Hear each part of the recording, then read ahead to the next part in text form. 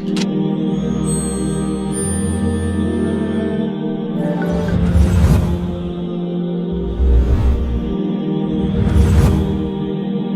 اللہ الرحمن الرحیم۔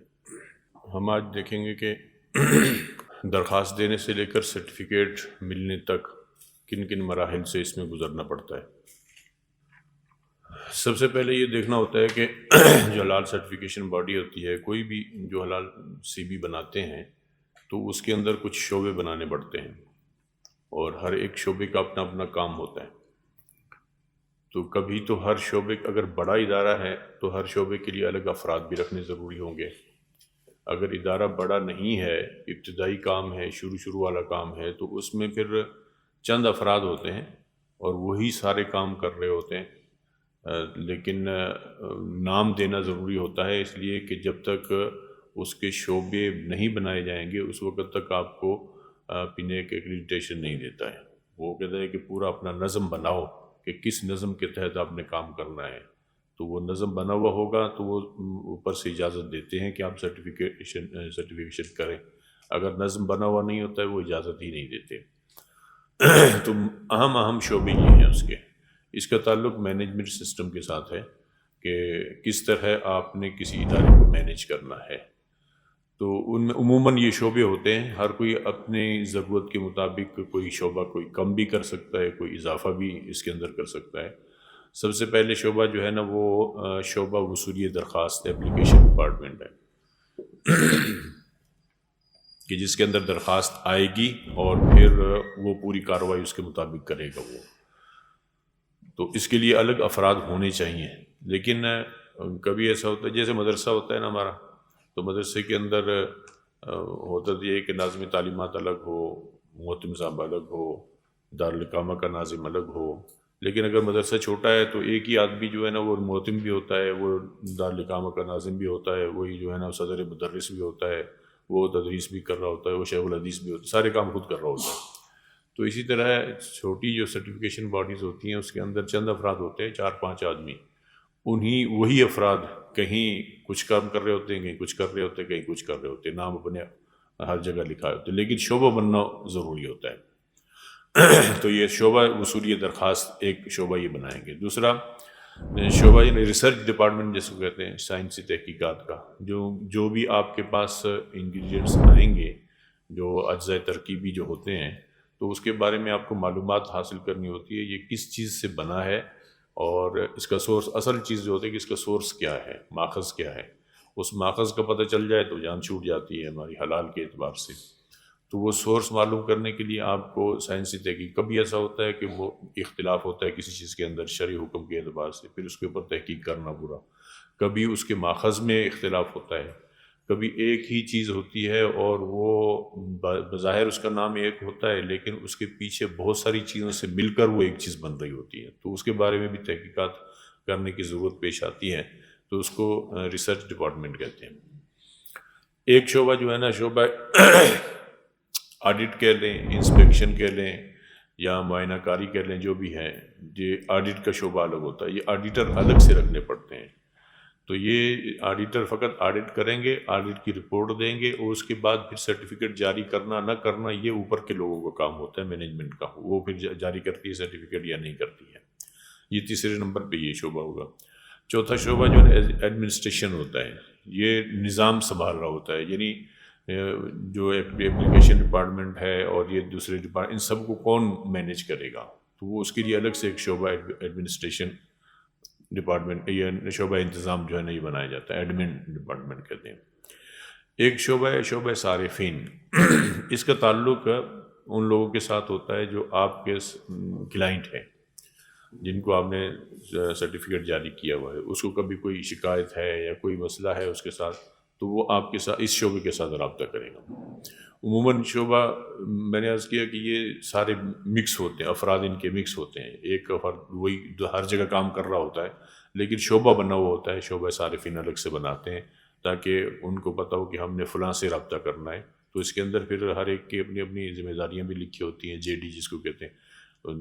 Job description ہوتی ہے کہ اس کا یہ کام ہے، اس کا یہ کام ہے، دائرۂ کار ہر ایک کا متعین کیا جاتا ہے۔ یہ جب تک نہ ہو تو اس وقت تک جو پینیک ہے وہ اس کے اوپر NC لگائے گی کہ آپ کا یہ سرٹیفکیشن باڈی کے جو اہم شعبے ہیں بنے ہوئے نہیں ہیں، تو لہذا آپ کام کس طرح کریں گے، تو وہ بنانا ان کے لیے ضروری ہوتا ہے۔ نمبر 1 ہے شعبہ وصولی درخواست۔ اب یہ کام کیا کرے گا؟ اس کا کام یہ ہوگا درخواست کی وصولی ہوگی۔ اصل میں درخواست کی جو وصولی ہوتی ہے وہ ایسے ہی نہیں، کوئی آپ گھر بیٹھے ہوئے ہیں آپ کو آگے کوئی آدمی درخواست دے دے گا، یہ بہت کم ہوتا ہے۔ آج یہ کیونکہ کاروبار بن گیا ہے اور لوگ بہت پاپڑ بیلتے ہیں سرٹیفکیٹ دینے کے لیے، تو اس وجہ سے آپ کو خود اپنی تشہیر کرنی ہوتی ہے کہ ہم ایسا تصدیقی ادارہ ہیں جس کے اندر ایسے ماہرین لوگ موجود ہیں، اور ہم سے سرٹیفکیٹ اگر آپ لیں گے تو آپ کو یہ فوائد حاصل ہوں گے، اور سرٹیفکیٹ لینے کے یہ فوائد ہیں، نہ لیں گے تو یہ نقصانات ہوں گے، تو یہ، اور ہمارے پاس یہ اس چیز کا ماہر بھی ہے، شرعی ماہر بھی ہے، ٹیکنیکل بھی ہے، فلاں یہ ساری آپ اپنی تعریفات آپ کو خود کرنی پڑتی ہیں۔ بلکہ بہت سے لوگوں نے باقاعدہ اپنے لیے جس کو آپ دلال ہی کہہ لیں یا کیا، تو وہ رکھے ہوئے ہوتے ہیں، تو وہ جا کے آپ کی طرف سے مختلف لوگوں کے ساتھ ملاقات کرتے ہیں، اور جا کے کبھی کسی ادارے میں چلے گئے، کبھی کسی ادارے میں چلے گئے، جا کے بتاتے ہیں کہ بھی ہمارے پاس حلال سرٹیفکیشن باڈی ہے، اور وہاں سے آپ حلال سرٹیفکیشن کروائیں، آپ کو یہ فائدے حاصل ہوں گے۔ ان کے پھر اپنے تعلقات ہوتے ہیں، ان کی بنیاد پر وہ گاہک کو پھنسا کر لاتے ہیں۔ آج کل طریقہ یہ چل رہا ہے۔ اگر کوئی ادارہ بہت زیادہ مشہور ہے تو اس کے پاس خود بھی آتے ہیں لوگ، لیکن اگر مشہور شہرت نہیں ہے تو پھر آپ کو اس طرح شہرت بنانی پڑتی ہے، پھر اس میں بہت سے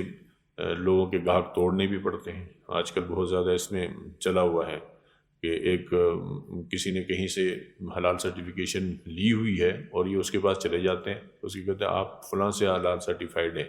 وہ آپ سے کتنے پیسے لیتا ہے؟ وہ کہتا ہے ہم سے اتنے پیسے لیتا ہے۔ اچھا، وہ اگر 2 لاکھ روپے لے رہا ہے، چلو ہم 1.5 لاکھ میں کام کر دیں گے، آپ ہمارے پاس آ جاؤ۔ تو اس کو تو پیسہ بچانا ہوتا ہے فیکٹری والے کو، وہ ادھر ادھر سوچ کے اور اس کو مناسب لگتا ہے تو وہ ان کے پاس آ جاتا ہے۔ اس طرح بہت سارے لوگ گاہک توڑنے کے چکر میں پڑے رہتے ہیں اور اپنے پاس کلائنٹ، کیونکہ ان کے ہاں پھر یہ بھی بتانا ہوتا ہے کہ دیکھو ہمارے پاس اتنے کلائنٹ ہیں، ہمارے پاس 200 ہیں، ہمارے پاس 500 ہیں، ہمارے پاس 700، جس کے پاس زیادہ ہوتے ہیں اور جس کے پاس بڑے بڑے کلائنٹ ہوتے ہیں تو لوگ پھر اسی سے سرٹیفکیشن کرواتے ہیں۔ اچھا، اس کے پاس جو ہے نا مثلا پیپسی والوں نے کروائی ہوئی ہے، اس کا مطلب ہے کہ اس کا اسٹینڈرڈ اچھا ہے، تو اس وجہ سے اس کے پاس لوگ جاتے ہیں۔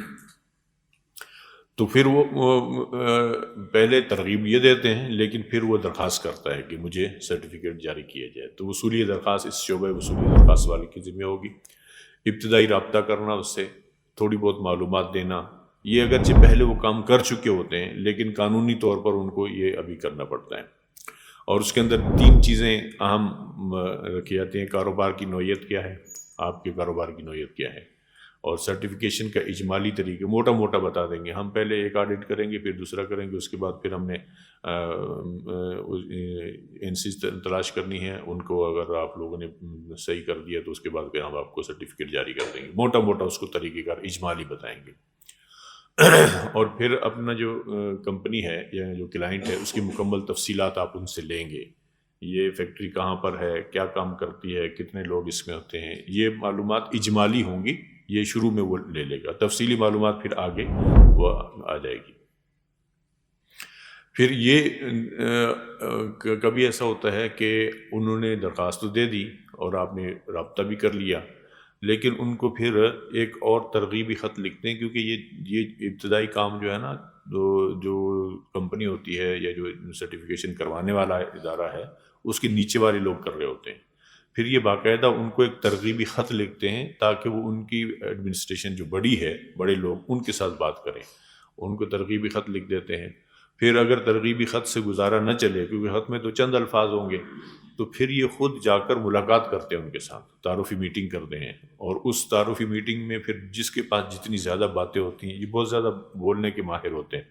جتنا زیادہ بولنے کا باتونی ہوگا اتنے زیادہ گاہک آپ پھنسا سکتے ہیں، اور پھر اپنی تعریفات بہت زیادہ کرنی پڑتی ہیں۔ آپ کو جا کر بتانا پڑتا ہے میں فلاں جگہ گیا تھا، وہاں بھی میں نے آڈٹ کیا، فلاں جگہ گیا تھا وہاں بھی میں نے آڈٹ کیا، اور یہ میں یہ کرتا ہوں، فلاں جگہ میں نے یہ پکڑا، ایسی بہت ساری باتیں فالتو میں کرتے رہتے ہیں، ان کو ہوتی بھی ہوں گی لیکن اکثر جو ہے نا ادھر ادھر کے جھوٹ بھی مارتے رہتے ہیں۔ تو اپنا اصل میں ایک امیج بنانا ہوتا ہے کہ یہ بہت بڑا آدمی ہے اور اس سے ہم سرٹیفکیشن کروائیں گے تو ہمیں یہ فوائد حاصل ہوں گے. پھر ان کو درمیان میں مشورے دیتے رہتے ہیں، آپ یوں کر لیں گے تو آپ یہ. پھر وہ سمجھتا ہے کہ یار اگر ہمارے پاس سندھ فوڈ اتھارٹی والے آ گئے تو وہ ہمارے اوپر کوئی مسئلہ کریں گے، تو یہ ہمارے پاس ہے نا، یہ اس کے تعلقات ہیں، تو لہذا یہ ہمیں ہماری جان چھڑا دے گا. تو اس طرح کر کے بہت سارے ان کو فوائد وغیرہ بتا کر اپنا مرید بنانا ہوتا ہے. یہ پیری مریدی والا سلسلہ ہی ہے اس میں گویا کہ. تو یہ تعارفی میٹنگ ان کے ساتھ، یہ خصوصی طور پر ان کے ساتھ کی جاتی ہے. پھر اس میں یہ چیزیں جو ہے نا یہ بھی معلوم کر لی جاتی ہیں، جو چیزیں درخواست میں غیر واضح تھیں، پیچیدہ تھیں، گنجلک تھیں یا متنازع نکات سے، ان سب کو کلائنٹ کے سامنے وہاں پر وضاحت کر لی جاتی ہے.